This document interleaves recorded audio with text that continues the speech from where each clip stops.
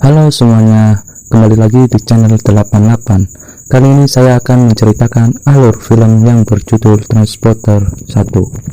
Film ini menceritakan kisah perjalanan Frank Martin atau Jason Statham sebagai kurir. Martin bertugas untuk memindahkan barang-barang misterius, bahkan manusia, dari satu tempat ke tempat lain. Sebelum melanjutkan ke videonya, langkah terbaiknya adalah mendukung channel ini dengan cara like dan subscribe dan bunyikan loncengnya agar tidak ketinggalan video terbaru dari saya. Oke, lanjut saja, gaspol. Film diawali dari Frank Martin yang sebagai sopir paket profesional. Kemudian saat waktu alarm berbunyi, Martin langsung gaspol. Sampai di tujuan, terlihat perampok bank yang masuk ke dalam mobilnya. Kemudian perampok itu menodongkan pistolnya untuk peraturan yang baru. Frank sendiri sudah menghitungkan kecepatan dan bobot untuk menghindari kejaran polisi, hingga perampok itu terpaksa menembak rekannya untuk menambah kecepatan mobilnya. Kemudian Frank menampilkan aksinya meskipun jalanan sempit tidak masalah bagi Martin.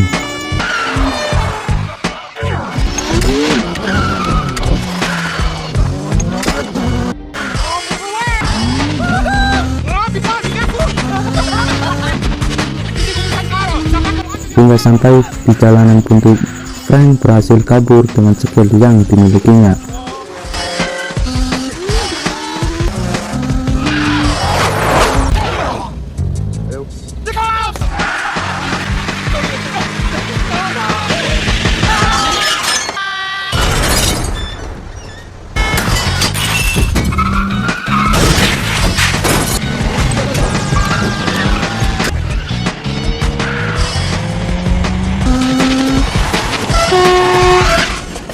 Kemudian sampailah di tujuan yang sudah disepakati dari awal. Perampok itu membutuhkan bantuan lagi untuk pergi ke Avignon, tetapi Frank tidak membutuhkan pekerjaan tambahan dan hanya berakhir sampai di sini. Kemudian Frank mengganti plat mobilnya untuk menghilangkan jejak dari kepolisian. Di kemudian hari datanglah seorang polisi yang sudah mengenal Frank, menanyakan tentang kasus perampokan bank. Karena mobil yang dimiliki Frank sama persis, hanya plat mobilnya saja yang berbeda. Sedangkan Frank yang dikenal sebagai mantan militer yang sudah pensiun dini. Kemudian Frank menemui kliennya untuk mengantarkan sebuah paket. Frank lalu menghitung spesifikasi berapa berat dan tujuan paket untuk dikirim. Ada peraturan yang ia tetapkan. Pertama, jangan pernah mengkhianati kesepakatan. Kedua, Martin tidak ingin tahu siapa yang menjadi kliennya. Ketiga, jangan pernah membuka paket yang akan dikirim. Kemudian Martin meminta bayaran $40.000. Siang hari Martin siap mengantarkan paket dan paket tersebut diletakkan di bagasi mobil. Dalam perjalanan mobil Frank bocor dan harus mengganti rodanya. Di saat Frank membuka bagasi, paket tersebut bergerak-gerak. Tetapi Frank tidak peduli dengan isi paket karena Frank teringat peraturan ketiga. Dan Frank harus fokus dalam misinya. Di saat ingin beristirahat, Frank pergi ke toko untuk membeli air minum. Dan kesalahan Frank adalah membuka isi paket yang ternyata adalah seorang wanita. Wanita itu bernama Lakeway. Kemudian Frank memberikan minum lalu menutup bagasinya. Kemudian dalam perjalanan, Lakeway membuat kegaduhan di dalam bagasinya, sehingga Frank memutuskan untuk berhenti sejenak dan membuka bagasinya. Kemudian Lakeway membuat alasan untuk buang air kecil. Kemudian Frank mengizinkannya dengan waktu 1 menit. Tidak lama, Frank merasa curiga karena dia tidak kembali. Akhirnya Frank mencari dan menemukan Lakeway.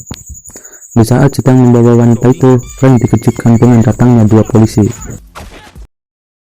Akhirnya polisi itu dihajar oleh Frank dan dimasukkan ke dalam bagasi bersama wanita itu. Tak lama kemudian, Frank sampai ke tujuan dan disambut oleh bos gangster. Kemudian bos gangster menanyakan kepada Frank, "Apa kamu membuka isi paketnya?" Frank menjawab, "Peraturan ketiga tidak membuka isi paket." Kemudian gangster itu menginginkan Frank untuk mengirimkan paket koper. Tanpa perhitungan, Frank langsung menerimanya. Kemudian dalam perjalanan, Frank pergi membeli minuman untuk 2 orang polisi itu. Ternyata mobil Frank meledak karena paket yang ia bawa adalah bom. Kemudian Frank langsung menuju markas itu dan langsung menghajar semua orang gangster yang berada di dalam markas.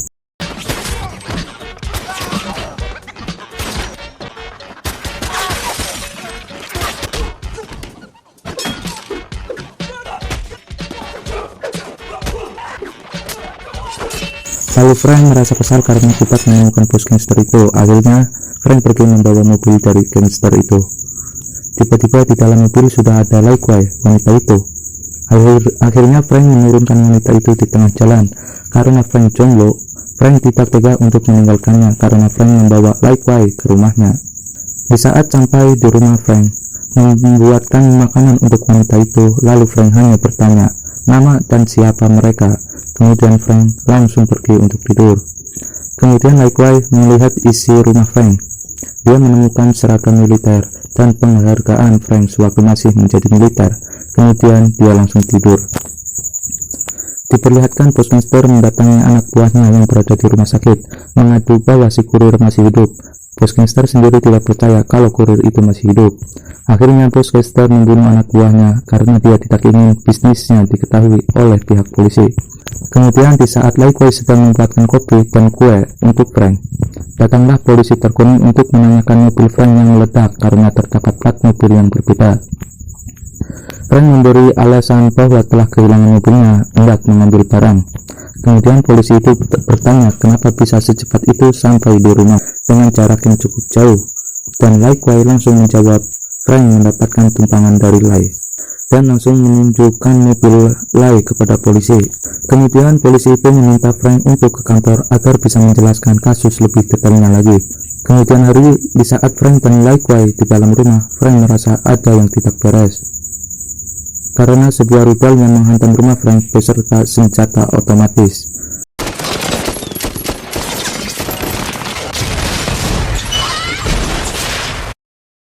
Kemudian Frank menuju ke arah kolam yang sudah dilengkapi tabung oksigen, dan di dalam air itu ternyata kolam itu terhubung dengan laut. Kemudian Frank berhasil sampai ke rumah yang kedua milik Frank. Mereka merasa kedinginan dan Lai Kwai langsung membuka baju. Akhirnya saya sendiri pun menutup mata. Diperlihatkan Frank dan Lai Kwai datang ke kantor polisi untuk menemui Inspektur Tarkoni dengan memberi alasan bahwa dirinya sedang pergi ke pantai. Tiba-tiba rumah Frank terbakar rata.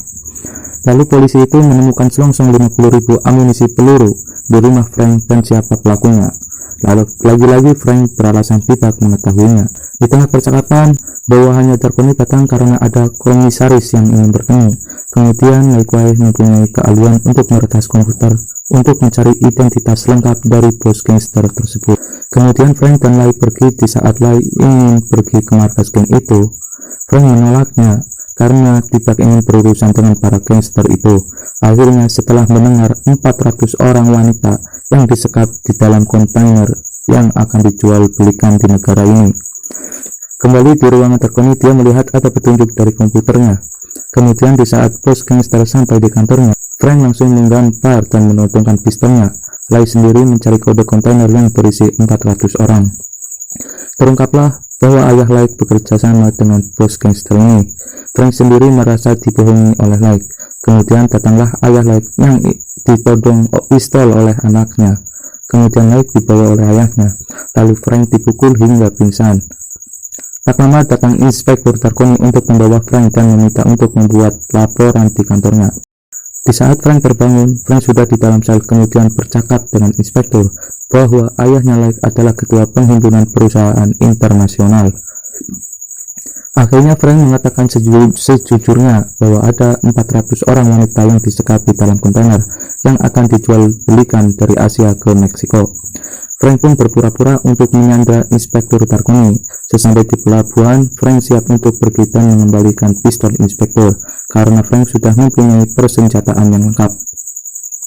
Sesampai di tujuan, Frank langsung mencari kontainer satu persatu yang berisi wanita. Ketika Frank melihat Lai yang ditampar ayahnya untuk pulang, Frank langsung melancarkan aksinya dengan membantai para gangster itu.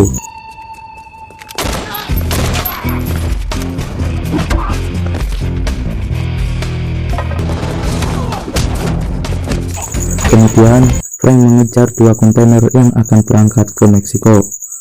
Dalam perjalanan, Frank kembali dihadang oleh para mafia itu.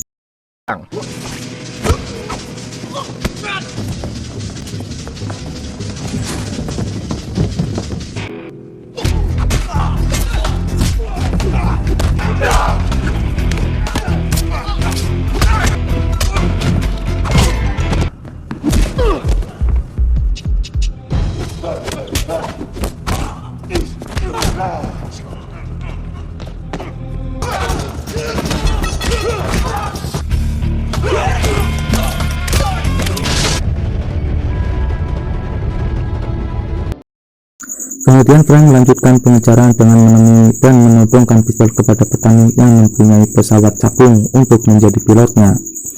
Setelah menemukan dua kontainer itu, Frank langsung mendarat menggunakan parasut sampai ke atap kontainer hingga pertarungan sengit pun dimulai saat mengendarai kontainer itu.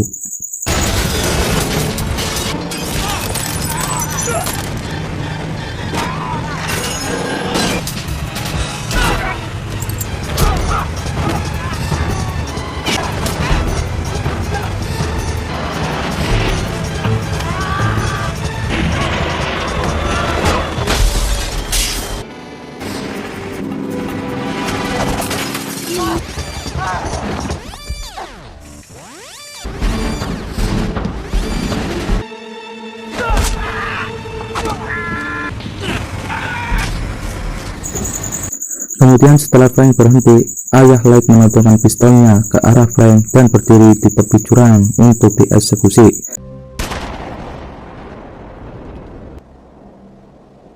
Ternyata Light yang menembak ayahnya sendiri. Kemudian inspektur dan anggotanya membuka kontainer yang berisi wanita sebelum memasuki Meksiko. Film pun berakhir. Oke, terima kasih sudah menonton video dari saya.